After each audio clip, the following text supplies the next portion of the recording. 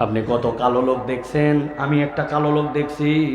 একবার দেখি খেলা হচ্ছে, খেলার মধ্যে দেখি হেলমেট পরে একজন আছে, কিন্তু দেখতেছি মাঝে মাঝে হেলমেটের ভিতরে আলো জ্বলে। কি রে, হেলমেটের ভিতরে তো আলো জ্বলার কথা না। অনেকক্ষণ পর তাকায় দেখি ওয়েস্ট ইন্ডিজের প্লেয়ার।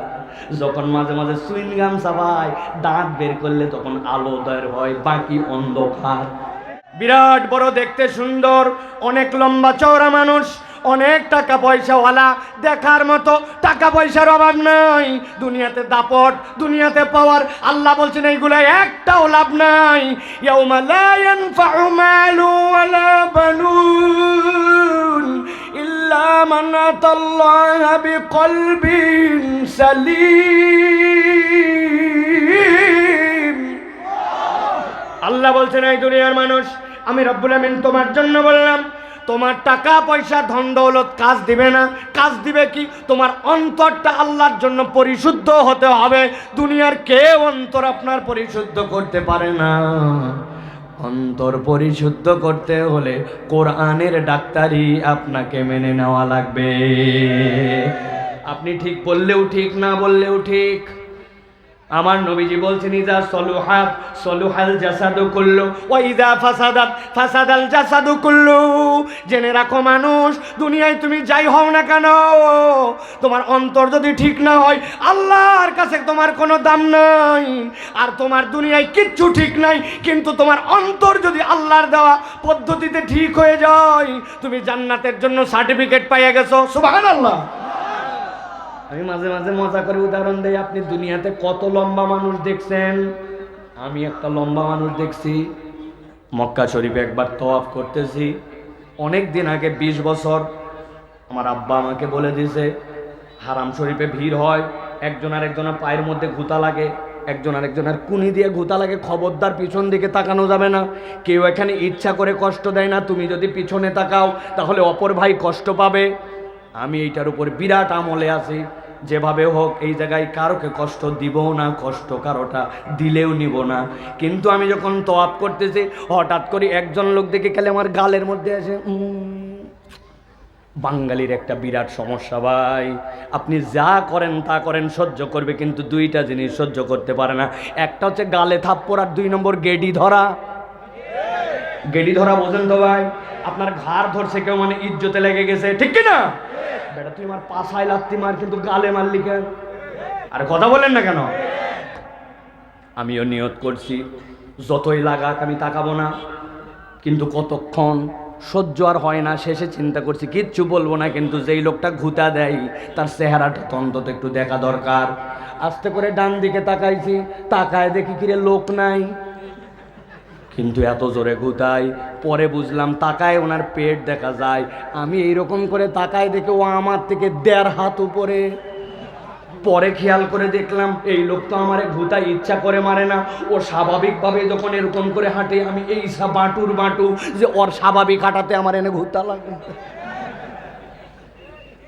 আপনি কত কালো লোক দেখছেন? আমি একটা কালো লোক দেখছি। একবার দেখি খেলা হচ্ছে, খেলার মধ্যে দেখি হেলমেট পরে একজন আছে, কিন্তু দেখতেছি মাঝে মাঝে হেলমেটের ভিতরে আলো জ্বলে। কি রে, হেলমেটের ভিতরে তো আলো জ্বলার কথা না। অনেকক্ষণ পর তাকায় দেখি ওয়েস্ট ইন্ডিজের প্লেয়ার। যখন মাঝে মাঝে সুইংগাম চাবায়, দাঁত বের করলে তখন আলো বের হয়, বাকি অন্ধকার। কথা বললেন না, আছে কিনা? আমার আল্লাহ রাব্বুল আমিন বলছেন, দুনিয়ার মানুষ সাদা কালো, ধনী গরিব এইগুলো আইটেম নয়। আমি আল্লাহ তোমাকে জানাই দিলাম, কদ জাআতকুম মাউইযাতুম মির রাব্বিকুম ওয়া শিফাউল লিমা ফিস সুদূর। তোমার সাদা কালো রং আল্লাহ দেখবে না, আল্লাহ দেখবে তোমার অন্তর। আল্লাহর জন্য যেই ব্যক্তি অন্তর ঠিক করতে চায়, কোরআন ছাড়া অন্তর ঠিক করার কোনো ডাক্তারই নাই। আল্লাহ রাব্বুল আলামিন বলছেন, এই কোরআনের 3 নম্বর একটা কাজ আছে, সেইটা হচ্ছে এই কোরআন তোমার জন্য হুদা।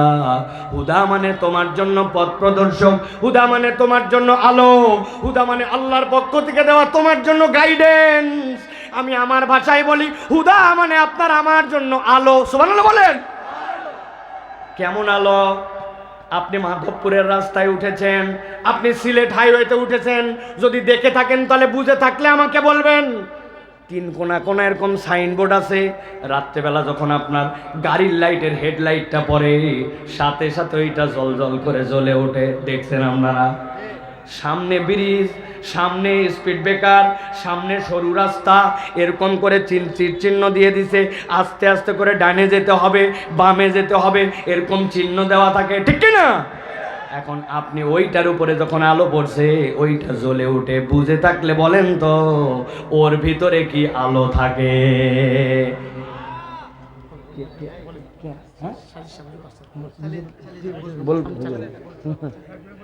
আলহামদুলিল্লাহ, আমাদের আজকের মাহফিলের সভাপতি শেখুল হাদিস আল্লামা সাজিদুর রহমান, আমাদের হেফাজত ইসলামের মহাসচিব, মহাপরিচালক দারুল আলকাম ব্রাহ্মণবাড়িয়ার আমাদের হযরত আমাদের মাঝে এসে গেছেন। লিল্লাহে তাকবীর, লিল্লাহে তাকবীর। আলহামদুলিল্লাহ, মাদ্রাসার ভিতরে কোনো প্রকার প্রাইভেট কার কেউ রাখবেন না। যারা রাখছেন দ্রুত মাদ্রাসা থেকে প্রাইভেট কার বের করে দেবেন। মেহেরবানি করে 2 মিনিটের ভিতরে প্রাইভেট কার বের করে দেবেন। ওইটার কারণটা বলে দেন তাহলে বুঝবে যে ওইখানে হেলিকপ্টার নামবে। জি, মূল কারণ হলো মাদ্রাসার সামনে যারা প্রাইভেট কার নামছেন কিছুক্ষণের ভিতরেই এখানে হেলিকপ্টার ল্যান্ড করবে, কিছুক্ষণের ভিতরেই মাদ্রাসার সামনে হেলিকপ্টার ল্যান্ড করবে। এজন্য মেহেরবানি করে যে সমস্ত ভাইয়েরা গাড়ি রাখছেন আপনারা মেহেরবানি করে দ্রুত 2 মিনিটের ভিতরে গাড়ি সরিয়ে ফেলেন। আমাদের মঞ্চে আসছেন আমাদের আজকের মাহফিলের মধ্যমণি। জি, ভলান্টিয়ার ভাই যারা আছেন আপনারা মাদ্রাসায় চলে যান। ভলান্টিয়ার, অ্যাক্টিভ ভলান্টিয়ার ভাই যারা আছেন আপনারা মাদ্রাসায় কেউ একজন উঠবেন না। আমাদের ভাই শেখ আব্দুল্লাহ মোহাম্মদ সাইফুল্লাহ কোরআনের চমৎকার আলোচনা করতেছিলাম, আমরা শুনতেছিলাম।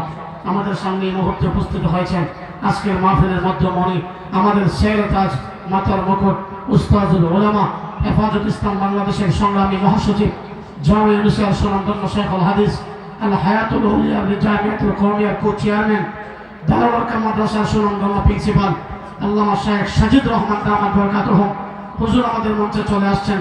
আল্লাহ তাআলা হুজুরের হায়াতে বরকত দান করুক, আমরা সকলে বলি আমিন। জি, আলহামদুলিল্লাহ, আমি কথা শেষ করে দিচ্ছি। আমি বলেছিলাম আপনাদের কাছে 5টা আয়াতে কারিমা আলাদা বলবো, আজকে সময় নাই। আমাদের ওস্তাদ এখানে চলে আসছেন, আমি শুধুমাত্র এই আয়াতের আর 2টা পয়েন্ট শেষ করে দিচ্ছি। তাহলে কোরআন আমাদের জন্য প্রথমে হচ্ছে মাওয়াইজা। মাওয়াইজা মানে আমাদের জন্য আল্লাহর পক্ষ থেকে এইটা একটা প্রেসক্রিপশন স্বরূপ। 2 নম্বর বলেছি শিফাউল লিমা ফিস সুদূর, এটা আমাদের অন্তরের জন্য ডাক্তারি। 3 নম্বর কোরআনুল কারীম হচ্ছে আমাদের জন্য আল্লাহর দেওয়া হেদায়েত, আল্লাহর দেওয়া আলো। ওই যে রাস্তার যে সাইনবোর্ডের কথা বলেছিলাম ওইটার দিকে যদি ফোকাস দেন তাহলে ওইটা রিফ্লেক্ট করে আমাদের দিকে আলো নিয়ে আসে। ঠিক কেউ যদি কোরআন তার জীবনে ইনস্টল করতে পারে, এই কোরআন তাদের জন্য আলোর বার্তা বহন করবে, ঠিক কি না? কিছু বলবেন? ঠিক আছে, আমরা শেষ করে দিচ্ছি, এরপরে বলেন। আর সর্বশেষ কথা হচ্ছে প্রিয় ভাইয়েরা, এই কোরআনুল কারীম হচ্ছে আমাদের জন্য রহমত। তবে আল্লাহ বলতেছেন ওই 3টা জেনারেল ইয়া আইয়ুহান নাস দ্বারা, কিন্তু আল্লাহ শেষ করেছেন ওয়া রাহমাতুল লিল মুমিনিন, ঈমানদারের জন্য কোরআন রহমত। এই আয়াতে কারিমার ব্যাখ্যায় 4টা মুফাসসিররা একমত হয়ে অন্যান্য কোরআনুল কারীমের প্রায় 11টা আয়াতে কারিমা নিয়ে আসছেন, যার মধ্যে একটা হচ্ছে আল্লাহ রাব্বুল আলামিন কোরআনে বলছেন ফাযাক্কির ফাইন্নায যিকরা তানফাউল মুমিনিন। এই তানফাউ আল্লাহ এই জায়গায় এটাকে খাস করেন নাই, এটাকে আম করে রেখেছেন। বান্দার জীবনে যত ধরনের কল্যাণ লাগবে, আল্লাহ সব ধরনের কল্যাণ মুমিন জীবনে এই কোরআনের জিকির, কোরআনের আলোচনা, কোরআনের সংবিধান, কোরআনের আইন, কোরআনের পৃথিবীর দ্বারা আল্লাহ ঈমানদারকে দান করবেন। আল্লাহ আমাদেরকে এই কোরআনকে ধারণ করার তৌফিক দান করেন, বলেন আল্লাহুম্মা আমিন। আল্লাহ আমাদের আশা ভরসাকে কবুল করেন, বলেন আল্লাহুম্মা আমিন। আল্লাহ এই আজকের আয়োজনকে আমাদের জন্য ইবাদত হিসাবে কবুল করে নাজাতের ওসিলা বানায় দেন, বলেন আল্লাহুম্মা আমিন। হাদা মা ইনদি ওয়াল ইলমু ইনদাল্লাহ, সুবহানাকাল্লাহুম্মা বিহামদিকা আশহাদু আল্লা ইলাহা ইল্লা আনতা আস্তাগফিরুকা ওয়া আতুবু ইলাইক। ওয়াসসালামু আলাইকুম ওয়া রাহমাতুল্লাহি ওয়া বারাকাতুহু। মাশাআল্লাহ।